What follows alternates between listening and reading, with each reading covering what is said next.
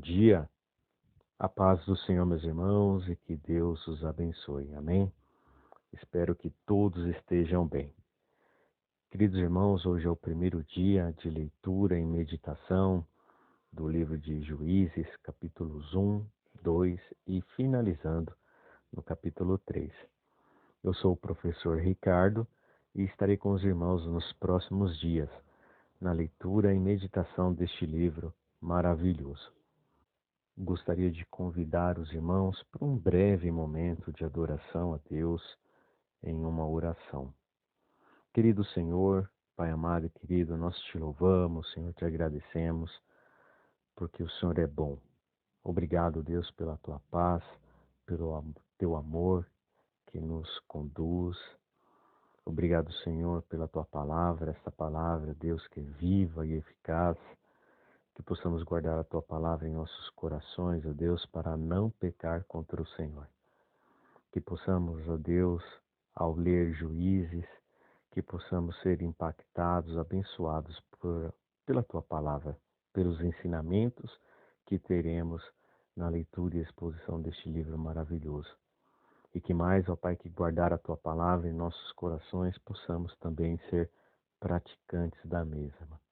A tua palavra, Deus, nos dá princípios e valores que são inegociáveis, ó Pai.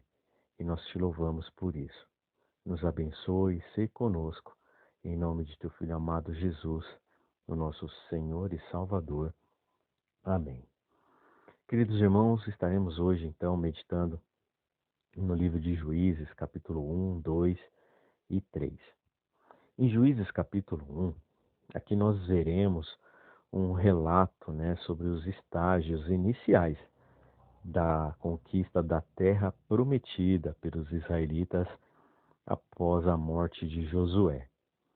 As várias tribos de Israel consultam o Senhor sobre quem deve liderar o ataque contra os cananeus. E a tribo de Judá é escolhida. Eles contam, irmãos, com a ajuda da tribo de Simeão e conseguem capturar Adoni-Bezeque, o rei cananeu. Em uma demonstração sombria, amados irmãos, de retribuição, os polegares e os dedões dos pés do rei cananeu, Adoni, são cortados.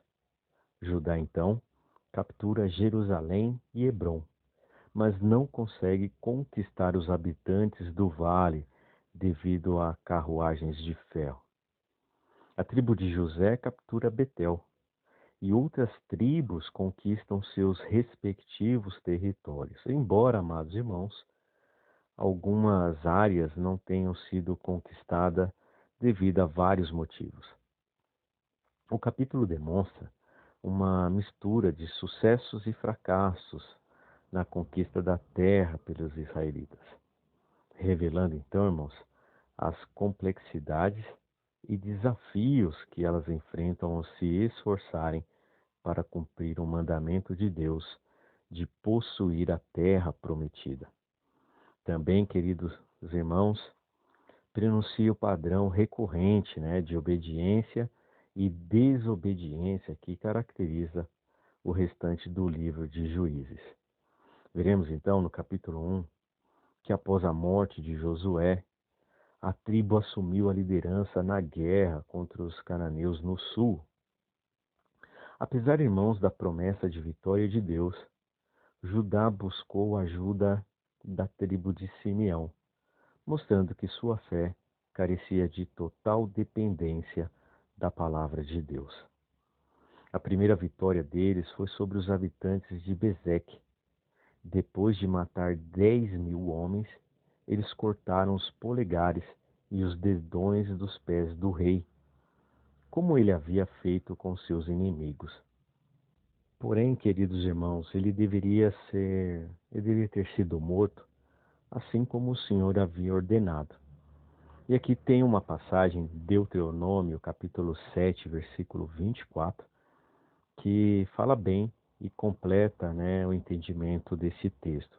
Eu incentivo os irmãos a lerem esta referência, porque é muito interessante e vai enriquecer o entendimento, tá bom? Mas, amados irmãos, em vez disso, ele foi apenas mutilado. Então ele foi levado para Jerusalém, onde morreu mais tarde. Isso, irmãos, prefigurava a desobediência de Israel ao lidar com os pagãos em sua terra. Em vez de esmagá-los completamente, os israelitas apenas os aleijaram. Tal obediência, irmãos, parcial, era desobediência e custaria caro aos judeus nos dias vindouros. Judá teve certo sucesso contra Jerusalém, incendiando a cidade. Mas nem Judá nem Benjamim conquistaram ou conseguiram expulsar os jebuseus de sua fortaleza. Isso, irmãos, não foi feito até a época de Davi, como vimos lá em 2 Samuel, capítulo 5, versículos 6 e 7. Dando continuidade, queridos irmãos, a captura de Hebrom é aqui creditada a Judá. Josué, nos capítulos 14 e 15, nos dizem que Caleb foi o responsável pela conquista desta cidade. Não há, irmãos, aqui discrepância aqui, pois Caleb era da tribo de Judá. Esses versículos, que é o versículo 9 e 10, provavelmente se referem à conquista da cidade por Caleb, e não uma expedição subsequente após a morte de Josué. Mesmo porque, irmãos, quando há a captura de Kiriat Sefer por Otiniel, é repetida nos versículos de 11 a 15, embora ocorreu anteriormente em Josué capítulo 15, entre os versículos 16 e 19, tá bom? Depois os irmãos deem uma lida nessas referências para um melhor entendimento. Continuando então, irmãos, capítulo 1, os queneus continuaram a habitar com os filhos de Judá, embora nunca tenham sido convertidos, né, de uma forma verdadeiramente. Entre os versos 17 a 21, aqui nós vimos outras conquistas de Judá, que incluem Ormá, Gaza, Ascalon e Ecrom. Mas as vitórias, amados irmãos, não foram completas.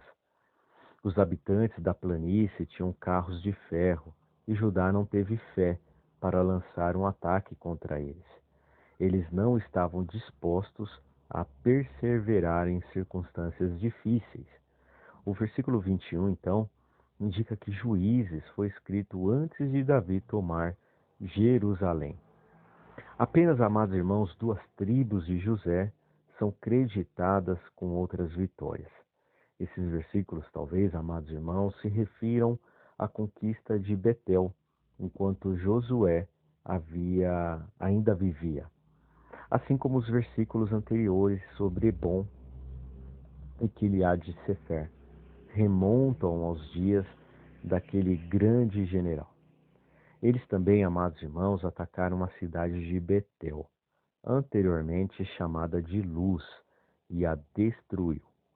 Mas o erro deles foi prometer segurança a um colaborador, ou seja, eles, irmãos, prontamente começou a construir outra cidade chamada Luz na terra dos Hititas. O pecado não julgado sobrevive e tem que ser enfrentado mais tarde. Finalizando o capítulo 1, no restante deste capítulo, queridos irmãos, 7 tribos do centro e do norte são mencionadas como tendo falhado em expulsar os cananeus de seu território. São eles Benjamim, Manassés, Efraim, Zebulon, Asser, Naftali e Dan. E eu queria deixar aqui como se fosse uma nota adicional, né, se é que eu posso dizer assim, neste capítulo 1, para dar uma reforçada. A morte de Josué, irmãos, é relatada com mais pormenores lá no capítulo 2, entre os versos 6 e 9. Então vimos que a primeira linha do livro é uma espécie de título, ou seja, proporciona um pano de fundo para o resto do livro. Os acontecimentos narrados, amados irmãos, cobrem o período do fim da vida de Josué até o início da época dos juízes. Consultam o Senhor, provavelmente pelo Urim e Tumim. Cananeus aqui, irmãos, é um nome genérico dos povos que ocupavam a terra da Palestina, aos quais Israel foi mandado por Deus despojar. Indica mais uma cultura do que uma unidade étnica, se é que eu posso dizer assim, tá bom? E com isso, queridos irmãos, nós finalizamos o capítulo 1.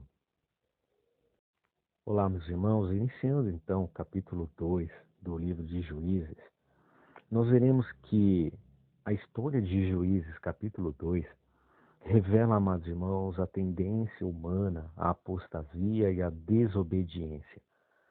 Israel se afastou de Deus, seguiu a idolatria e enfrentou as consequências de suas escolhas.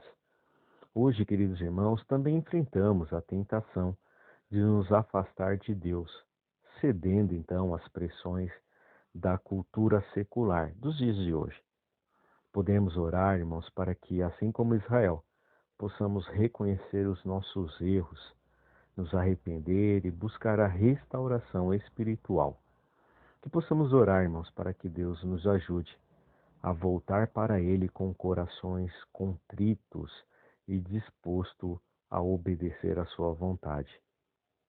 Juízes 2 destaca a importância da obediência constante a Deus.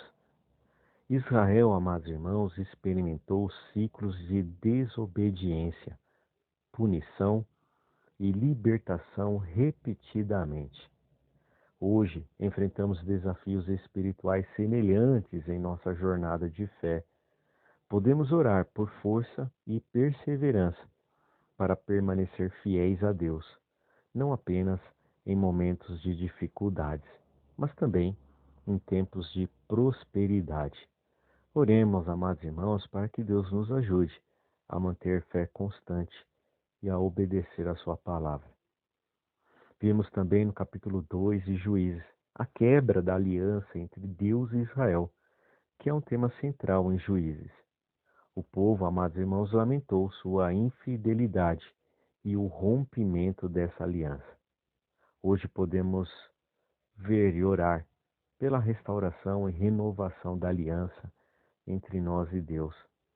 Que possamos, amados irmãos, sempre buscar a Deus, que possamos valorizar, profundamente o relacionamento que temos com o Senhor e que qualquer distância que surja devido às nossas escolhas, sejam superadas pela sua graça redentora. Que possamos pedir a Deus que nos ajude a fortalecer a nossa aliança. Amém? Vimos então, amados irmãos, capítulo 2 de Juízes, grandes ensinamentos. Aqui em Juízes 2, observamos a transição de Israel da liderança de Josué para um período dos juízes. Este capítulo, irmãos, crucial, ilustra a falha de Israel em obedecer a Deus após a conquista da terra prometida, marcando um ciclo repetitivo de apostasia, opressão e libertação. A infidelidade de Israel, amados irmãos, resulta na ira de Deus, mas a sua misericórdia se manifesta ao levantar juízes para salvar o seu povo.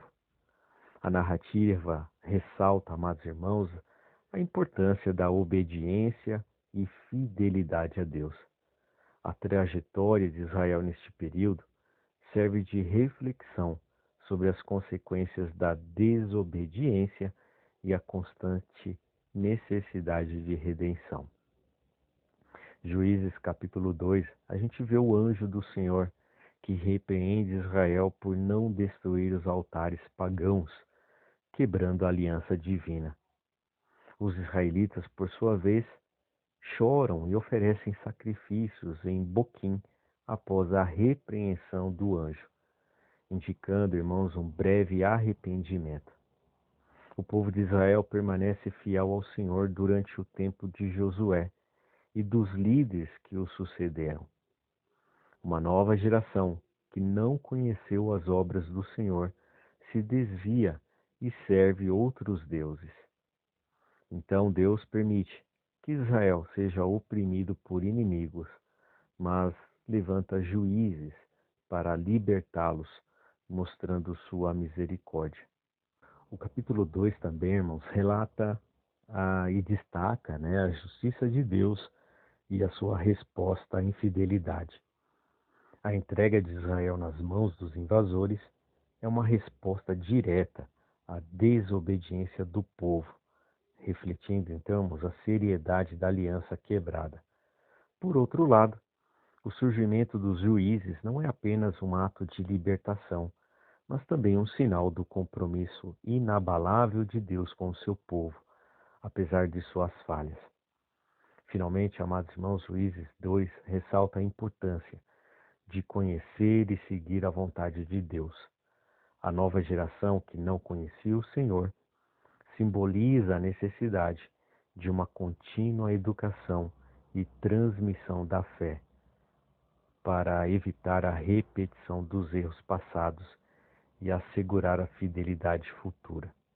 Este capítulo, amados irmãos, portanto, serve como um lembrete poderoso da necessidade de fidelidade constante a Deus e das consequências da infidelidade. Ao mesmo tempo, amados irmãos, que mostra e sublinha a misericórdia divina e a sua vontade de restaurar aqueles que se afastam dele. Finalizando o capítulo 2, este capítulo situa-se no período após a conquista de Canaã, sob a liderança de Josué.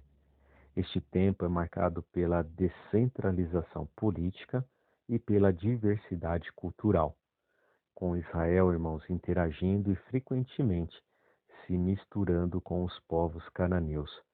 O capítulo, então, reflete um período de instabilidade religiosa e moral em Israel, onde a identidade e a fidelidade ao Senhor são constantemente desafiadas pela influência dos cultos pagãos locais. E com isso, amados irmãos, nós finalizamos a leitura e exposição do capítulo 2. Amém? Iniciando então, irmãos, o capítulo 3 do livro de Juízes. Este capítulo, só para os irmãos estarem situados, é num período inicial da história de Israel, após a conquista de Canaã e antes do estabelecimento da monarquia. Este era um tempo de descentralização política e de lutas frequentes com os povos vizinhos. Culturalmente, irmãos, é um período de transição e de mistura também, onde os israelitas interagem, e frequentemente adotavam práticas dos cananeus, resultando então em um ciclo de idolatria e também apostasia a Deus. Capítulo 3, aqui nós vemos as nações que foram deixadas como prova para Israel, estão listadas no versículo 3. 5 chefes dos filisteus, todos cananeus, os sidônios e os heveus que habitavam no monte Líbano. Agora então começa o primeiro ciclo. Dos versículos 5 a 7 nós vemos a respeito do pecado, versículo 8 a respeito da servidão, 9 nós vemos a súplica, e entre os 9 e 11, versos 9 e 11, a respeito da salvação. Dando continuidade, veremos que 6 das 7 nações pagãs, entre as quais os israelitas viviam, são dadas. As nações listadas no versículo 3, os hititas, os amorreus, os perizeus, os heveus e os jebuseus, são adicionados aqui. O sétimo foram os girgazeus. Os israelitas, amados irmãos, ignoram o aviso de Moisés e se casaram com os nativos, sendo então a consequência a adoração de seus cultos sedutores. O povo, amados irmãos, fez mal aos olhos do Senhor, casando-se com pagãos e depois adorando seus ídolos. Impureza, imoralidade, levam à idolatria. Deus, amados irmãos, havia avisado anteriormente sobre as graves consequências de se misturar com os habitantes de Canaã. Eles eram um povo santo e deveriam permanecer separados da corrupção se quisesse conhecer a bênção de Deus. Deus, amados irmãos, puniu Israel, entregando a nação nas mãos do rei da Mesopotâmia por 8 anos. Seu nome significa Cush, homem de dupla maldade. Em resposta ao clamor, irmãos, penitente de seu povo, o Senhor levantou Otiniel, um sobrinho de Calebe, para livrá-los, de seu inimigo e inaugurar 40 anos de paz. E interessante, irmãos, que o nome Otiniel significa Leão de Deus. Dando continuidade, nós vamos falar a respeito de Eude, que aqui então no segundo ciclo, Israel foi subjugado por Eglon, o rei de Moabe, por 18 anos. O líder militar que Deus deu a Israel nessa época foi Eude, ou Eude, um canhoto da tribo de Benjamim. Ele foi comissionado, irmãos, pelo povo para levar um presente como tributo ao rei Eglon. Ele também escondeu uma adaga de 2 gumes sob suas roupas. Depois que o presente foi entregue, o rei provavelmente se sentiu à vontade com relação à atitude de seus súditos judeus. Então, Eude pediu uma audiência privada para discutir uma mensagem secreta. Quando todos os assistentes, foram mandados embora, Eude assassinou o rei e fugiu. Quando foi feito e descoberto, Eude havia reunido os homens de Israel, marchado contra Moabe e matado cerca de 10.000 soldados em retirada. Israel, então, desfrutou de descanso por 80 anos. Finalizando o capítulo 3, aqui é a respeito também de Sangar. Apenas um versículo, amados irmãos, é dedicado a este juiz. Ele matou 600 homens dos filisteus com uma aguilhada, um instrumento afiado e pontiagudo usado para aguilhoar bois. Este, irmãos, é um outro dos casos em Juízes em que Deus usou uma coisa fraca, entre aspas, para obter uma poderosa vitória. Um peregrino chamado Sangar, empunhando a palavra de Deus, ou seja, aguilhada, como vimos lá em Eclesiastes, capítulo 12, versículo 11, pôde derrotar os errantes filisteus entre o povo de Deus. Capítulo 3 de Juízes, amados irmãos, ensina-nos sobre os perigos da idolatria e a facilidade com que Israel adotou práticas pagãs. Alerta para a necessidade de manter a fé pura e a adoração centrada em Deus, evitando a sedução de influências externas e mantendo-se fiel aos mandamentos divinos. Deus, amados irmãos, escolheu líderes improváveis em Juízes, capítulo 3, como Eude, um canhoto, e Sangar, que usa uma aguilhada de bois para derrotar os inimigos. Isto mostra, amados irmãos, que Deus pode usar qualquer pessoa, independente de suas limitações ou contexto, para cumprir os seus propósitos. Arrependimento, irmãos, em Juízes, capítulo 3, é crucial para o ciclo de redenção de Israel. Cada vez que o povo se desviava de Deus e sofre opressão, seu arrependimento sincero e clamor por ajuda resultam, irmãos, na misericórdia e intervenção divinas, reforçando a importância do arrependimento genuíno e da busca por Deus. Com isso, amados irmãos, nós finalizamos a leitura e exposição do livro de Juízes, capítulos 1, 2 e finalizando no capítulo 3. Desejo a todos os irmãos uma excelente leitura, uma excelente meditação das Sagradas Escrituras por intermédio deste livro maravilhoso. Fiquem com Deus e até os próximos capítulos, se assim Deus permitir. Um forte abraço e até amanhã.